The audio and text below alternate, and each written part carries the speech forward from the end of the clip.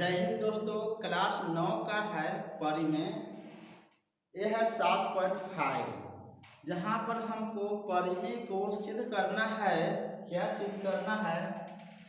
RHS से दिया हुआ है कि यदि दो समकोण त्रिभुजों में एक त्रिभुज का कर्ण और एक भुजा क्रमशः दूसरे त्रिभुज के कर्ण और एक भुजा के बराबर हो तो दोनों त्रिभुज सर्वांगसम होते हैं। सर्वांगसम का अर्थ बताए थे कि वो दोनों बराबर होना चाहिए। करा पहला त्रिभुज का है वो 90 डिग्री, समकोण मतलब 90 डिग्री। एक दूसरा त्रिभुज का है 90 डिग्री दिया है। एक कर्ण है 90 के सामने का कहलाता है भुजा कर्ण। यहाँ 90 के सामने है ये वाला कर्ण और एक तो दिया है नीचे साइड, ये वाला साइड ये हमको दिया है। तो हमको ये दिया है पहला त्रिभुज में एक 90 डिग्री और दूसरा में 90 डिग्री ई है। फिर AC है और दूसरा त्रिभुज के DF के बराबर है और BC जो है से EF के बराबर है। कहने का अर्थ है तब ए वाला जो त्रिभुज ABC जो है से उठा के इस पर रखने से पूरा ढक लेना, ढक लेगा, यही सर्वांगसम कहलाता है। तो हमको सिद्ध करना है कि ए वाला कर्ण और एंगल और साइड से इतना दिया हुआ है तो कह रहा है कि सर्वांगसम होता है। लेकिन आपको दूसरे तरीके से सिद्ध करके दिखाना है सर्वांगसम कि हाँ ये सर्वांगसम है, इसी को प्रूफ करना है। यहाँ पर RHS से प्रूफ नहीं करना, कोई और एंगल से। ये तो बता ही रहा है कि हम दिया हूँ कुछ दूसरा एंगल से। अगर इस एंगल से अगर ये दोनों आपस में सर्वांगसम होगा तो किसी और तरीके से भी यह सर्वांगसम होगा। तो यही दिया हुआ है। देखिए पढ़ में लिखेंगे क्या हम कि पढ़ में 7.5 ये है क्लास 9 था आपका, क्लास 9 का मैथ। हम यहाँ पर हल कर रहे हैं। हल क्या करते हैं, लिखेंगे हम गिव है मतलब क्या दिया हुआ है से दोनों त्रिभुज में त्रिभुज ABC और त्रिभुज DEF में गिवन है, हमको दिया है त्रिभुज ABC और त्रिभुज DEF में क्या क्या दिया हुआ है यहाँ पर लिखना है आपको। याद जब एंगल B बराबर एंगल C दिया है और क्या AC बराबर दिया हुआ है DF और दिया है BC बराबर EF दिया है। ये सब गिवन है, दिया है मैंने। तो हमको टू प्रूफ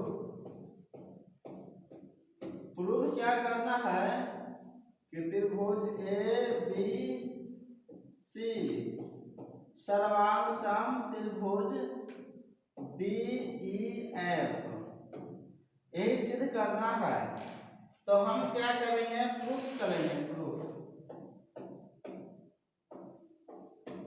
यहाँ से प्रूफ त्रिभुज ABC त्रिभुज, तो क्या करना है देखिए, अगर हमको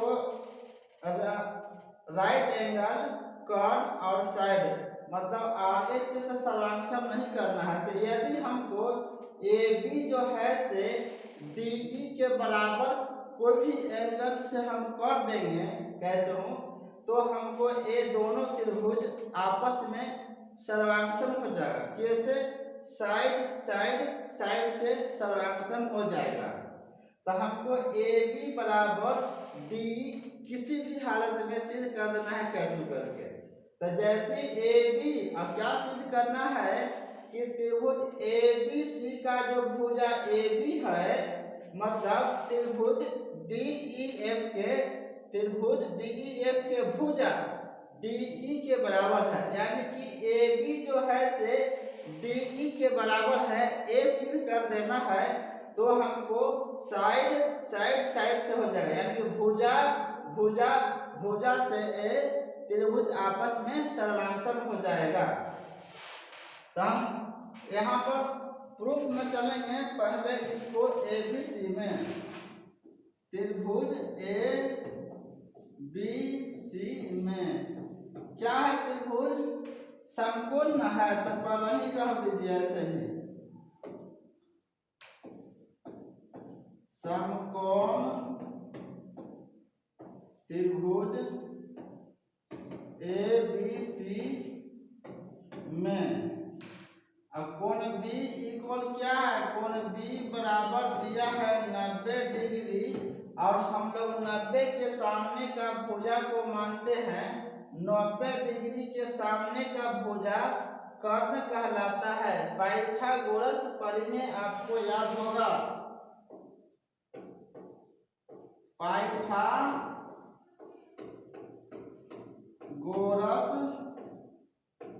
परिमेय से त्रिभुज ABC में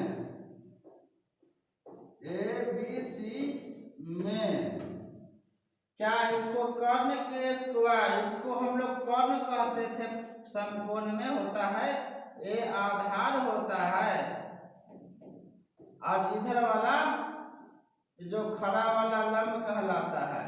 क्या बताया था, कर्ण के स्क्वायर बराबर लंब के स्क्वायर जोड़ आधार के स्क्वायर से चलेंगे। देखिए कर्ण क्या है, AC, यानी कि AC यहाँ इधर आते हैं, AC के स्क्वायर बराबर AB के स्क्वायर जोड़ BC के स्क्वायर, समीकरण फर्स्ट।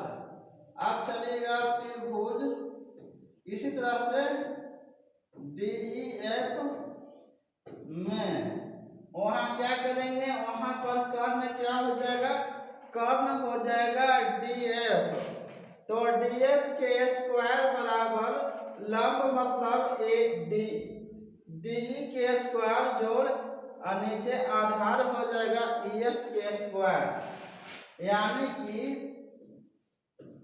DF के स्क्वायर बराबर DE के स्क्वायर जोड़ EF के स्क्वायर। अब देखिए यहाँ पर DF बराबर दिया हुआ है AC, तो DF को हटा के AC लिखिए, यहाँ पर लिख सकते हैं हम। चलो DE था तो D को रहने दीजिए, EF बराबर दिया हुआ है BC, तो क्या EF को हटा करके लिख दीजिए BC के स्क्वायर, समीकरण ये हो गया सेकेंड। अब समीकरण फर्स्ट और सेकेंड से चलेंगे।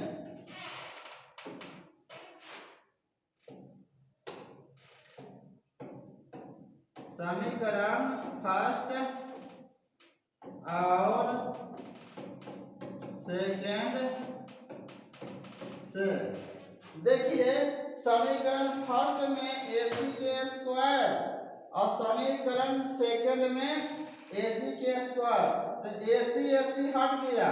देखिए यहाँ AC माने कि लेफ्ट साइड बराबर हो गया, तो यानी कि AC के स्थान पर लिख सकते हैं ना ये वाला समीकरण फर्स्ट को, ये वाला इतना को, इस इतना को हम लिख सकते हैं किसके, AC के स्थान पर। चलिए देखिए, हम करें फर्स्ट और सेकंड से ही मिलाएं कि AC और AC मिल गया, AC को हटाइए और इसको बैठा देना है, ये 10 के 10 रहेगा। चलिए AB के स्क्वायर जोड़ BC के स्क्वायर बराबर आ गया, यहाँ AC के जगह पर इतना को लिख दिए। अब हम बराबर लिखेंगे, इसको बराबर के बाद A लिखाएगा डी स्क्वायर जोड़ बी सी के स्क्वायर, बी सी के स्क्वायर तो बराबर डी के स्क्वायर जोड़ बी सी के स्क्वायर। देखिए बराबर क्या उस तरफ क्या हो गया, लेकिन ये बता दिए क्यों डी यहाँ पर क्यों लिखा है, ये बता दिए। बी एफ के जगह पर बी सी क्यों लिख दिए, क्योंकि एफ बराबर बी सी दिया है तो हम लिख सकते हैं। चलिए अब यहाँ पर काटते हैं, बी सी और बी सी कट गया तो बच गया ए बी के स्क्वायर बराबर डी के स्क्वायर। स्क्वायर स्क्वायर अगर हम दोनों तरफ वर्ग करेंगे, इधर वर्ग और इधर वर्ग, तो क्या स्क्वायर से कट जाएगा, क्योंकि मैथ का नियम है कि अगर ऐसे कीजिए, देखिए ऐसे किए दोनों तरफ वर्ग करने पर तो ई स्क्वायर से ई कट गया, ई स्क्वायर से ई कट गया, तो क्या हो जाएगा ए बी बराबर डी, ए बी बराबर डी आ जाएगा। लेकिन डायरेक्ट सीधे मार दीजिए, सीधे आगे करना है ऐसे ए बी बराबर डी। अच्छा स्क्वायर लिख दिए, तब लिख दिए सीधे ए बी बराबर डी, हो गया। आज जैसे ही जो यानी कि यहाँ काउंसिल कर दिए हैं कि ये जो है से ए बी जो है से डी ई के बराबर हो गया, 3 को से काट दे, इसको हम यहाँ पर यह समीकरण कर दीजिएगा थर्ड, क्योंकि यहाँ दर्शाना होगा। अब हम सर्वांशम में चलेंगे, इसको देखिए सर्वांशम में कैसे आते हैं, यहाँ ऐसे देखिएगा त्रिभुज ए बी सी और त्रिभुज डी ई एफ में देखिए हमको ए बी बराबर डी एफ तो दिया था पहले, ऑलरेडी दिया हुआ है। ए बी का हम पहले लिखे हैं ए बी सी, इसीलिए हम पहले लिखेंगे ए सी। चलिए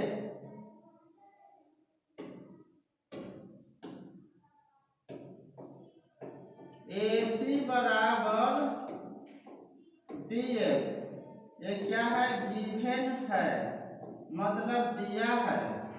और क्या दिया हुआ बी सी बराबर ई एफ, बी सी बराबर ई एफ, ए भी क्या है गिवन है, और ए बी बराबर डी ई, ये क्या है समीकरण थर्ड से हम प्रसिद्ध किए थे ना ये वाला, इसलिए क्या हो गया दोनों त्रिभुज आपस में सर्वांशम हो गया, इसलिए क्या हो गया त्रिभुज ए बी सी सर्वांशम त्रिभुज डी ई एफ, क्या चीज से हो गया साइड साइड साइड से, साइड साइड साइड से। ये आपका पढ़ने 7.5 9th का था, आपका प्रूफ हो गया। सर्वांशमता का 5 नियम हम सिख रहे थे, अब हम नेक्स्ट वीडियो में लेंगे। जय हिंद।